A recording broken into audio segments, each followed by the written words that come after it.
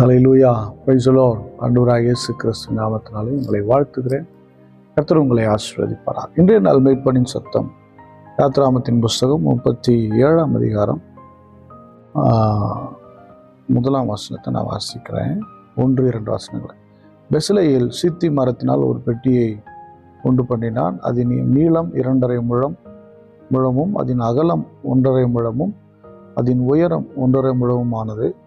அதை உள்ளும் புறம்பும் பசும் பொன் தகட்டால் மூடி சுற்றிலும் அதற்கு பொன் திறனை உண்டாக்கி. இப்போ நான் அதை சொல்கிறேன்.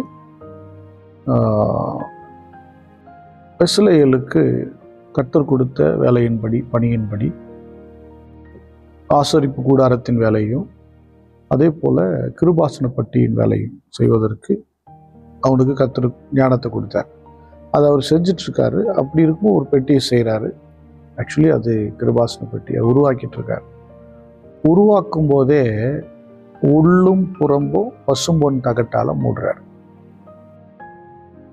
அப்படின்னா எனக்கு அன்பானவர்களே, கிறிஸ்துவுக்குள் நாளுக்கு நாள் விசுவாசத்தில் வளருகிற பிள்ளைகள் உண்டு.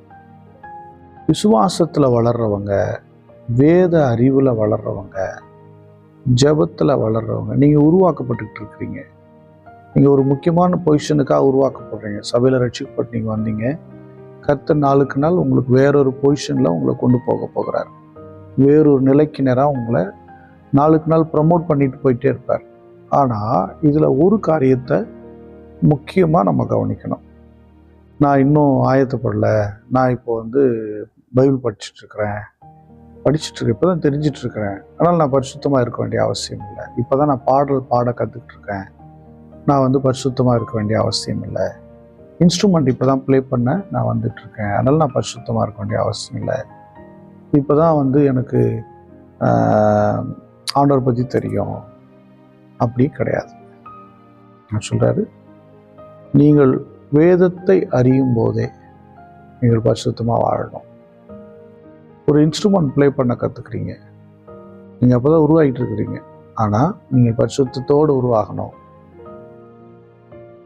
நீங்கள் இப்போ தான் பைபிள் படிச்சுட்டு இருக்கீங்க, அப்போது ஜெபிக்கிறீங்க, ஜெபம் இப்போ தான் ஜெபம் கற்றுக்குறேன், எனக்கு அவ்வளோ ஜெபம் தெரியாதுங்க, ஆனால் நான் எப்படி வேணால் இருப்பேன், ஆனால் நான் ஜெபம் அப்படி கிடையாது. நீங்கள் ஜெபிக்கிற நீங்கள் பரிசுத்தத்தோடு ஜெபிக்க கற்றுக்கொள்ளுங்கள். பரிசுத்த வாழ்வுக்குள்ளே வாங்க, ஹோலி அந்த லைஃப்குள்ளே வாங்க, ஹோலி லைஃப்குள்ளே வாங்க. இப்போ தான் சபைக்கு வர, இப்போ தான் ஆண்டவர் பற்றி தெரியும், வாங்க கொஞ்சம் கொஞ்சமாக பரிசுத்த வாழ்க்கையில வாங்க. ஏன் அப்படின்னா, இந்த பரிசுத்தம் என்கிற அந்த பசும்பொன் தகடு அடிக்கப்படும் போது தான் உள்ளிருக்கிற மரம் மறைகிறது, பொல்லாத வாழ்வு மறைகிறது, அக்கிரமமான வாழ்வு மறைகிறது, துணிகரமான வாழ்வு மறைந்து போகிறது. இப்போ நீங்கள் எப்படிப்பட்ட ஆள், எந்த ஜாதி, எந்த கோத்திரம், எந்த மொழி, என்ன படிப்பு படித்தவங்க, என்ன கலர், இதெல்லாம் அங்கே வேலை இல்லை.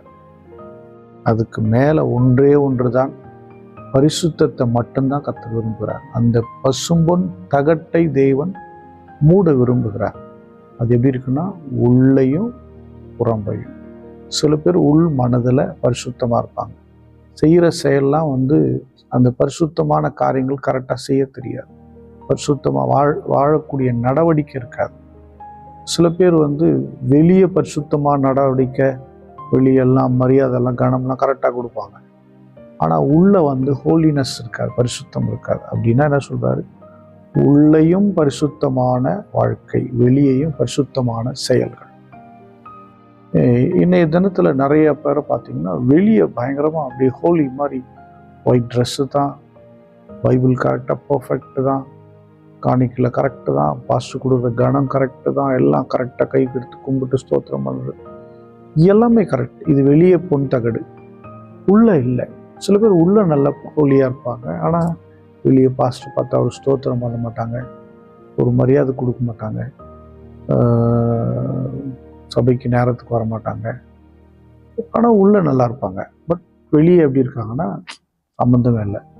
அப்படின்னா வேதம் சொல்கிற மாதிரி உள்ளேயும் வெளியேயும் பசும்பொன் தகடடித்த உள்ளேயும் பரிசுத்த வாழ்க்கை, வெளியேயும் பரிசுத்த செயல்கள், இது ரொம்ப அவசியம்.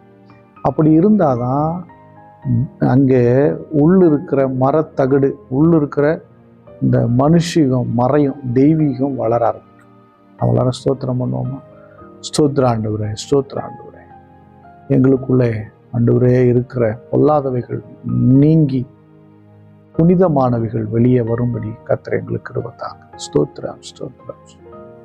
அன்பின் பிதாவையும் ஸ்தோத்திரிக்கிற பரிசுத்த வாழ்க்கையையும் பரிசுத்த செயல்களையும் எங்களுக்குள்ள உண்டாக்கும். நாளுக்கு நாள் நாங்கள் எங்களை மறைத்து கொண்டு உம்முடைய பரிசுத்தத்தை நாங்கள் வெளிப்படுத்த எங்களுக்கு கிருபை தாங்க. பார்க்கிற ஒவ்வொருவரையும் ஆசீர்வதிங்க. இயேசு கிறிஸ்து நாமத்தால் ஜெபிக்கிறேன் நல்ல பிதா. ஆமென். God bless you. Bye bye.